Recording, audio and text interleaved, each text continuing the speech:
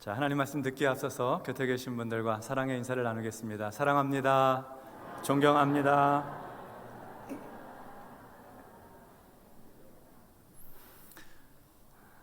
네, 오늘은 성탄의 기쁜 소식이라는 제목으로 하나님 말씀 전하도록 하겠습니다. 우리가 사용하는 말 중에서 전략이라는 말이 있습니다. 전략은 본래 군대에서 사용하는 군사 용어인데요, 요즘에는 기업에서도 사용하고 그리고 개인의 삶에서도 쓰는 말이 되었습니다. 전략은 목표를 달성하고 그리고 성공적인 결과를 얻기 위한 생각과 행동, 그런 삶의 방식을 말합니다. 그래서 전략에서 중요한 가치가 있다고 하면은 효율이라고 하는 것과 그리고 체계적인 계획이라고 하는 것입니다. 전략은 장기적인 안목을 가지고 전체적인 그림을 그리면서 진행시키는 것입니다. 그래서 구약 성경 잠언에도 보면 너는 전략으로 싸우라, 승리는 지략이 많음에 있느니라 라고 하셨습니다. 전략의 중요성을 강조한 말씀이죠. 요즘 기업에서는 효과적인 마케팅을 위해서 전략을 세웁니다. 제품을 어떻게 알리고 어떻게 홍보할지 전략적으로 접근하는 것이죠. 전단지를 사용하기도 하고, 요즘에는 인터넷이 아주 발달되어 있으니까 SNS나 그리고 여러 인터넷 매체들을 통해서도 홍보합니다. 그리고 방송 광고를 통해서도 홍보하기도 하죠. 다양한 전략 방식을 가지고 제품을 알리고 또 물건을 팔기 위해서 그렇게 애를 씁니다. 세상에서 가장 많이 알려지고 가장 잘 홍보해야 할 일이 있다고 한다면 그것은 아마 이 세상에 하나님의 아들이 오셨다, 이 세상에 우리를 구원할 구원자가 오셨다 하는 소식일 것입니다. 이 소식은 가장 효과적인 전략을 세워서 온 세상에 알려져야 할 소식이죠. 하나님께서는 어떤 전략을 가지시고 이 성탄의 기쁜 소식을 우리에게 전해주셨을까요? 오늘 본문 말씀을 통해서 하나님의 성탄절 홍보 전략에 대한 말씀을 함께 나누려고 합니다. 먼저 8절 보겠습니다. 그 지역의 목자들이 밤에 밖에서 자기 양떼를 지키더니, 목자들이 밤에 양떼를 지키고 있었습니다. 8절의 시작은 그 지역의 목자들이라고 하였습니다. 그 지역은 오늘 본문의 말씀 바로 앞에 나와 있는데 베들레헴입니다. 베들레헴은 다윗의 동네라고 하는 별명을 가지고 있는 작은 마을입니다. 다윗이 태어나 자라난 곳이 베들레헴입니다. 그리고 다윗의 아버지를 소개할 때 베들레헴 사람 이새라고 하였습니다. 그리고 구약 미가서 5장 2절에 보면 베들레헴에 대해서 이렇게 말씀합니다. 베들레헴 에브라다야, 너는 유다 족속 중에 작을지라도 이스라엘을 다스릴 자가 내게서 내게로 나올 것이라. 그의 근본은 상고에 영원에 있느니라. 베들레헴에서 메시아가 나실 것이다, 베들레헴에서 구원자가 나실 것이다 하는 예언의 말씀입니다. 베들레헴 인근에 한 2km 떨어진 곳에 목자들의 들판이라고 불려지는 곳이 있습니다. 이곳에서 목자들은 양을 쳤습니다. 이 목자들의 들판은 어쩌면 다윗의 조상인 보아스의 밭이 있는 곳일 수도 있겠고, 아마 틀림없이 다윗도 어린 시절에 이 목자들의 들판에서 양을 쳤을 것입니다. 근데 이곳에서 목자들이 양떼를 밤에 지키고 있습니다. 우리가 보통 상상하는 목자들이 양치는 모습은 파란 하늘, 맑은 날에, 화창한 날, 넓고 푸른 풀밭에 한가로이 양떼를 풀어놓고 풀피리를 불며 즐겁게 지나는 목가적인 모습을 떠올립니다. 푸른 풀밭에 누워서 모자로 햇빛을 가리고 낮잠을 즐기는 목동의 모습이 생각납니다. 낭만적인 모습이죠. 그러나 예수님 당시의 목자들은 낭만적이지 못하였습니다. 그들은 양을 소유한 주인은 대부분이 아니었고, 다른 주인의 양떼를 맡아서 하루 종일 양을 돌보고 지키는 일을 하였습니다. 낮에도 양떼를 풀어놓고 돌보아야 하고, 밤에는 들판에 있는 양 무리에 양떼와 염소떼를 가두어 놓고 밤에 맹수가 와서 양을 잡아가지 못하도록, 도적대가 습격하지 못하도록 거의 뜬 눈으로 밤을 지새며 양을 지켜야 됐습니다. 그 양 우리에서 자는 둥 마는 둥 쪽잠을 자면서 양떼를 지키는 사람들이 당시의 목자들이었던 것이죠.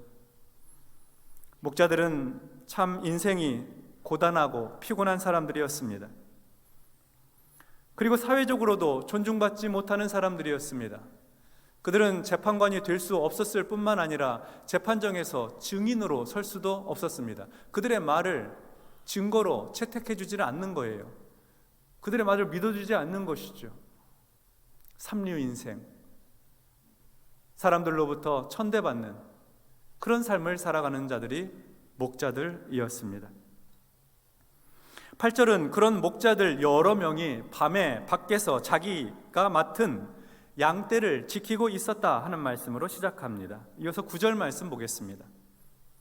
주의 사자가 곁에 서고 주의 영광이 그들을 두루 비추매 크게 무서워하는지라. 주의 사자가 곁에 섭니다. 주의 사자, 하나님의 사자지요. 하나님의 천사가 목자들 곁에 갑자기 나타났습니다. 그리고 주의 영광이 목자들을 비추었습니다. 주의 영광이라고 하면 하나님의 영광, 곧 하나님께서 그곳에 임재하시고 그곳에 나타나신 영광을 말합니다. 구약 성경에 보면 하나님께서 임재하신다, 나타나신다 할 때 보통은 빽빽한 구름의 모습으로, 연기의 모습으로, 또 어떨 때는 구름 기둥의 모습으로 나타나기도 하였습니다. 여기에서 목자들을 비추었다 하는 말씀을 보니까 하나님께서 여기서는 빛으로 나타나신 것을 알 수 있습니다. 굉장히 신비한 사건이죠. 한밤중에 일어난 매우 놀라운 사건입니다. 그런데 생각해 보십시오. 목자들 입장에서는 지금 쪽잠을 자면서 자는 둥 마는 둥 하고 있는데 갑자기 자기 옆에 천사가 나타나는 거예요. 딱 봐도 천사예요. 그리고 하나님의 영광이 자신들을 환하게 둘러 비추는 것입니다. 얼마나 놀랐겠습니까? 그야말로 깜짝 놀랐을 것입니다. 그래서 성경은 목자들이 크게 두려워하였다, 무서워하였다라고 기록하고 있습니다. 아마 눈을 질끈 감고 머리를 숙이고 벌벌 떨고 있었겠지요. 이어서 10절과 11절을 보겠습니다. 천사가 이르되 무서워하지 말라. 보라, 내가 온 백성에게 미칠 큰 기쁨의 좋은 소식을 너희에게 전하노라. 오늘 다윗의 동네에 너희를 위하여 구주가 나셨으니 곧 그리스도 주시니라. 아멘. 두려워서 떨고 있는 목자들에게 천사가 말합니다. 무서워하지 말아라. 두려워하지 말아라. 내가 온 백성에게 미칠 큰 기쁨의 좋은 소식을 너희에게 전한다. 천사는 목자들에게 좋은 소식을 전한다고 하였습니다. 그런데 이 좋은 소식은 기쁨이 담긴 좋은 소식입니다. 기쁨의 소식을 전해준 것이죠. 근데 기쁨도 보통 기쁨이 아니라 성경에 보니까 큰 기쁨의 좋은 소식이라고 하였습니다. 목자들에게 천사가 큰 기쁨의 좋은 소식을 전해주겠다는 거예요. 그리고 이 소식은 누구를 위한 소식이냐? 백성들을 위한 소식입니다. 백성들 한두 명이 아니라 온 백성들을 위한 소식, 온 백성에게 미칠 큰 기쁨의 좋은 소식이라고 했습니다. 굉장히 좋은 소식이라는 뜻이죠. 아니, 이렇게 온 백성에게 미칠 큰 기쁨의 좋은 소식이라고 하면 다른 데 가서 전해야 될 것 같은데 왜 한밤중에 허허벌판에 있는 이 몇 명 되지도 않는 비천한 목자들에게 전한다는 것일까요? 이 엄청난 소식을 왜 낯설고 천한 목자들, 거칠고 고단한 삼류 인생, 천대받고 멸시받는 이들에게 알리는 것일까요? 온 백성에게 미칠 큰 기쁨의 좋은 소식이라고 하면 온 세상에 빨리 알려져야 되잖아요. 그러려면 왕궁으로 가야죠. 왕이 있는 곳으로 가야죠. 궁궐로 가야 되는 겁니다.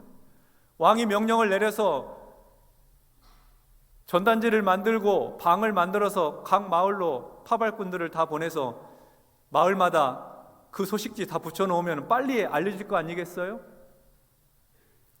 그런데 허허벌판 한밤중에 목자들에게 이 소식을 전해주는 것입니다.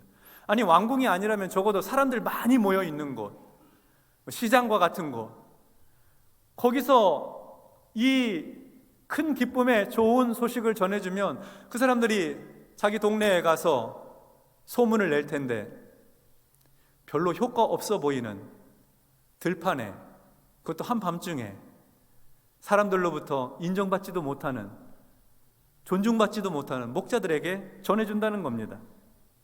의아한 이야기입니다. 근데 이것이 바로 하나님의 성탄절 홍보 전략이었습니다. 목자들에게 전해주는 거예요. 그 무슨 내용을 전해주셨는가? 11절에 기록되어 있는데 11절 다시 보시면, 오늘 다윗의 동네에 너희를 위하여 구주가 나셨으니 곧 그리스도 주시니라. 오늘 다윗의 동네 베들레헴에 너희를 위하여 구원자가 나셨다, 메시아가 오셨다, 하나님의 아들이 태어나셨다, 이런 내용입니다. 유대인들에게 메시아는 다윗의 동네에 오신다고 전해졌습니다. 베들레헴에서 오신다고 전해졌어요. 다윗의 뿌리로 오신다. 이 말씀은 지난주에 우리가 나누었던 이사야 11장의 말씀을 떠오르게 합니다. 이 예언의 말씀이 700년 만에 이루어졌다 하는 소식이에요. 이사야 11장에 보면 메시아가 오셔서 다스릴 새 세상에 대한 말씀이 기록되어 있습니다. 6절로 8절에 보면, 그때에 이리가 어린 양과 함께 살며 표범이 어린 염소와 함께 누우며 송아지와 어린 사자와 살진 짐승이 함께 있어 어린 아이에게 끌리며 암소와 곰이 함께 먹으며 그것들의 새끼가 함께 엎드리며 사자가 소처럼 풀을 먹을 것이며 젖 먹는 아이가 독사의 구멍에서 장난하며 젖된 어린아이가 독사의 굴에 손을 넣을 것이라. 메시아가 다스리게 되는 새 세상, 메시아가 통치하시는 새 나라는 이렇게 절대 평화의 나라로 묘사되고 있습니다. 이리, 표범, 사자, 곰, 뱀과 같은 이러한 것들이 맹독성, 맹수성을 다 내려놓고 더 이상 공격하지 않고 순한 양처럼 변화되는 세상입니다. 그래서 늘 공격받고 상처받고 죽임당하는 어린 양, 어린 염소, 송아지, 암소가 두려움 없이 그들과 어울려 함께 살아가는 새로운 세상입니다. 그렇다면 메시아가 오셔서 다스리게 될 새 세상, 새 나라에 대한 이 기쁜 소식은 누구에게 더 큰 기쁜 소식이겠습니까? 누가 더 환영할 만한 소식일까요? 양과 어린 염소와 송아지와 같은 약한 짐승들에게 더 환영받을 만한 소식입니다. 더 이상 공격받지 않아도 되고 상처받지 않아도 되고 죽음의 위협을 받지 않아도 되니 그들이 메시아의 새 세상을 환영하고 기뻐하지 않겠습니까? 이리와 표범, 사자, 곰, 뱀 이런 맹수들은 자기 힘과 공격성을 내려놓아야 하니까 어쩌면 자기의 기득권을 빼앗겼다고 생각할지도 모릅니다. 물론 맹수들에게도 메시아의 나라는 좋은 나라예요. 다른 사람을 더 이상 해치지 않고도 살 수 있으니까 맹수들에게도 좋은 나라인데, 어떤 맹수들은 생각하기에 나에게서 힘을 뺏어가고 나에게서 권세를 뺏어가니까 빼앗긴다 하는 마음 때문에 별로 메시아의 나라가 달갑지 않은 맹수들도 있었겠죠. 그런 사람들도 있었을 것이라 하는 말입니다. 그래서 하나님은 성탄의 기쁜 소식을 왕궁이 아니라, 시장의 거리가 아니라 거칠고 험한 들판의 목자들에게 전하신 것이 아닐까요? 가난하고 병약하고 천대받는 사람들에게 성탄의 소식을 전하신 것이 아닐까요? 메시아가 오신다는 소식을 가장 기쁘게 듣고 가장 환영할 수 있는, 가장 즐겁게 받아들일 수 있는 낮은 사람들에게 하나님은 메시아의 탄생을 말씀하신 것 아니겠습니까? 겸손한 사람들에게 전해주신 것이죠. 새로운 세상을 기대하고 꿈꾸는 사람들에게 전해주신 겁니다. 날카로운 이빨, 다른 사람을 해치고 공격하는 이 맹수의 공격성, 힘과 권력을 내놓지 않고 꽉 쥐고 움켜쥔 사람들은 들을 수 없는 소식이었습니다. 오늘 우리가 성탄의 소식을 듣게 되는 것은 하나님의 홍보 전략 덕분입니다. 우리가 약하기 때문입니다. 우리는 목자들처럼 어린 양이나 염소, 송아지, 어린 아이처럼 평화의 새 세상을 기다리고 있습니다. 메시아가 다스리는 새로운 세상을 간절히 바라고 있기에 하나님은 우리에게 성탄의 기쁜 소식을 전해 주십니다. 하나님은 이 기쁜 성탄의 소식을 이런 사람들에게 전해 주시는 거예요. 갚아야 할 빚이 있고 고쳐야 될 병이 있고 회복해야 될 관계가 있는 사람들에게 전해 주십니다. 이 성탄의 기쁜 소식을 삶이 불안하고 외로운 사람들, 밤에 잠들지 못하고 홀로 눈물 흘리는 사람들에게 전해 주십니다. 새 직장을 구해야 하고 이직을 해야 하고 힘겹게 어린 자녀를 양육해야 하고 자영업을 근근히 그러나 버티며 유지해야 하고 병원에 가서 혹시 큰 병 아닐까 싶어 검사의 결과를 기다리고 있고 급하게 매매와 계약을 해야 할 그런 사람들, 삶이 지치고 고단한 사람들, 그런 사람들에게 성탄의 기쁜 소식을 전해 주십니다. 우리에게 전해 주십니다. 오늘 다윗의 동네에 너희를 위하여 구주가 나셨다, 너희를 구원하기 위해 메시아가 오셨다, 하나님의 아들이 오셨다 하고 소식을 전해 주는 것입니다. 12절의 말씀을 보겠습니다. 너희가 가서 강보에 쌓여 구유에 누워 있는 아기를 보리니 이것이 너희에게 표적이니라 하더니, 천사의 말이 이어집니다. 너희가 베들레헴에 가게 되면 거기 가면 강보에 쌓여서 구유에 누인 아기를 보게 될 것이다. 그 아기는 구유, 말 밥그릇 통에 누워 있을 것이다. 사람들은 아기를 낳을 때 보통은 방에서 따뜻한 곳에서 아이를 낳지만 매우 특이하게 마구간에서 태어나 말 구유에 누인 아기를 너희가 보게 될 것인데, 이것이 바로 표적이다. 이것이 바로 하나님께서 보내신 메시아가 오셨다는 증거이다. 너희가 가서 말 구유에 누인 아기를 보게 될 텐데 그분이 너희의 구원자이시다 하는 말입니다. 이사야 11장의 언어로 표현하자면 말구에 누이신 메시아는 줄기의 한 싹처럼, 뿌리의 한 가지처럼 연약해 보이고 부족해 보이고 볼품이 없어 보여서 아무도 주목하지 않는 모습으로 오신 아기, 구세주를 보게 될 것인데 그가 바로 너희의 구원자이시다 하는 표시, 증거가 되리라 하는 말씀입니다. 하나님께서 예수님을 이 세상에 보내시면서 내 아들을 어떻게 보낼까, 어떤 모습으로 보낼까 생각하시다가 들에서 깊은 밤 양떼를 치고 있는 목자들에게 기쁨 소식이 될 모습으로 보내야 되겠다 마음을 먹으셨습니다. 이리 치이고 저리 치여서 지치고 고단한 인생들이 찾아가 볼 수 있는 모습으로 보내야 되겠다, 이렇게 생각하신 것이죠. 왕궁에 태어나셨으면 우리 같은 사람이 메시아를 찾아가 뵐 수나 있겠습니까? 날카로운 이빨과 강한 턱을 가지고 있는 맹수들 사이에 태어나셨으면 풀 먹고 사는 동물들이 찾아가 뵐 수 있었겠습니까? 그래서 하나님은 나와 같은 사람도 경배할 수 있도록 가장 낮고 낮은 모습으로 그의 아들을 보내주신 것입니다. 그렇게 함으로 예수님의 탄생이 온 백성에게 미칠 큰 기쁨의 좋은 소식이 되게 해 주신 것입니다. 우리를 향한 하나님의 사랑과 배려가 느껴집니다.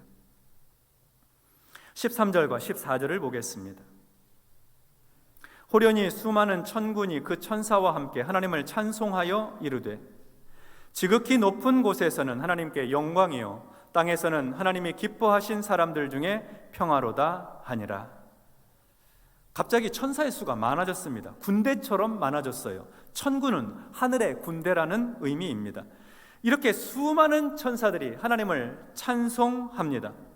이 노래는 첫 번째 크리스마스 칸타타였습니다. 예수님의 생일을 축하하는 노래입니다. 이 노랫말 가사는 이렇습니다. 지극히 높은 곳에서는 하나님께 영광이요, 땅에서는 하나님이 기뻐하신 사람들 중에 평화로다.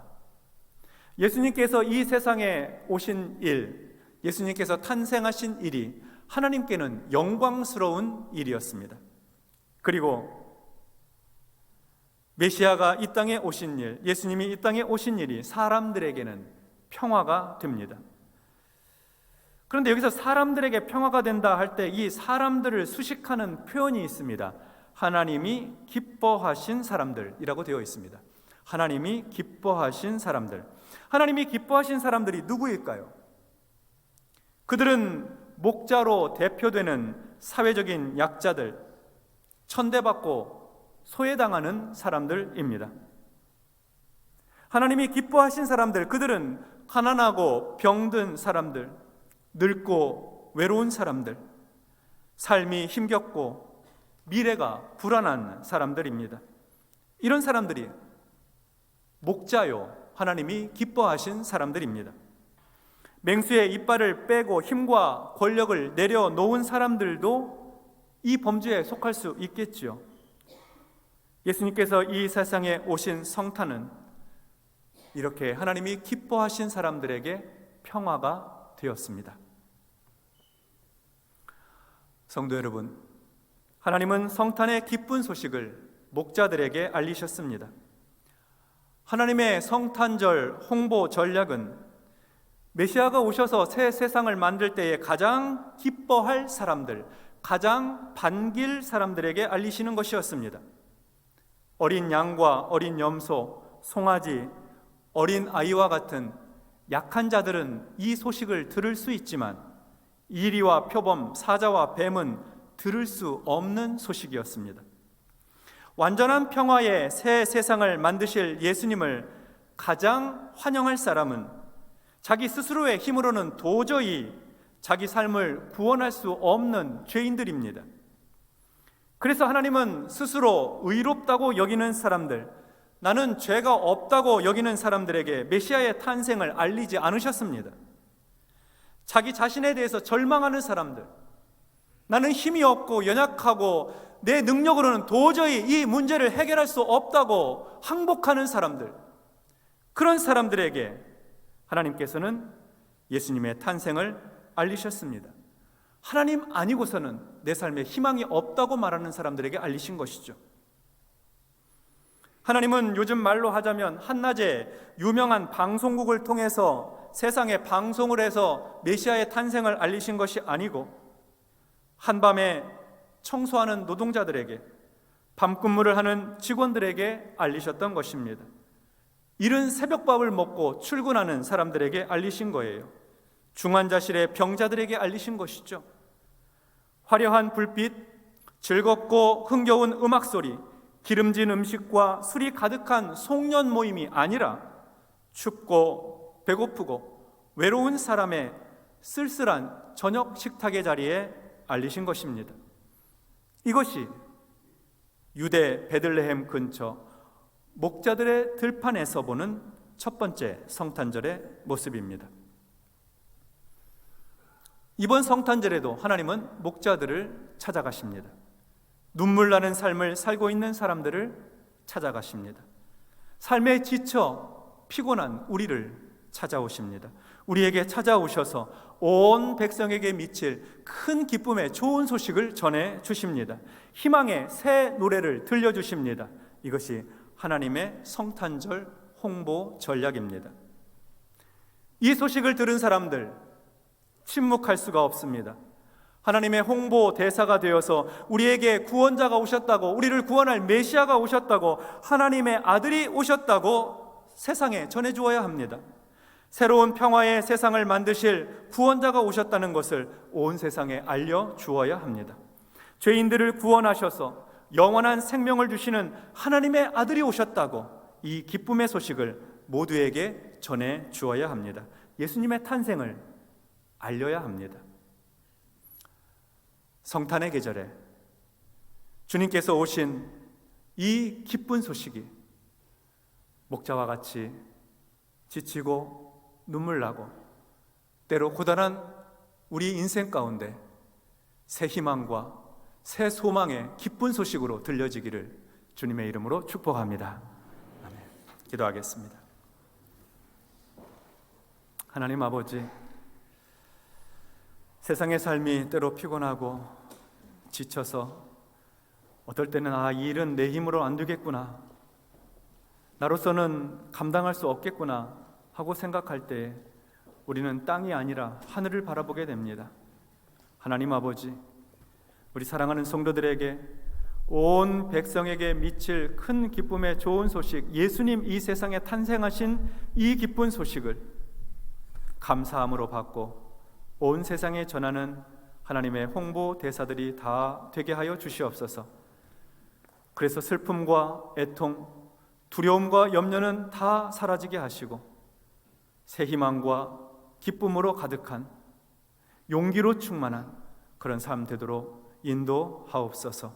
예수님 이름으로 기도하옵나이다. 아멘.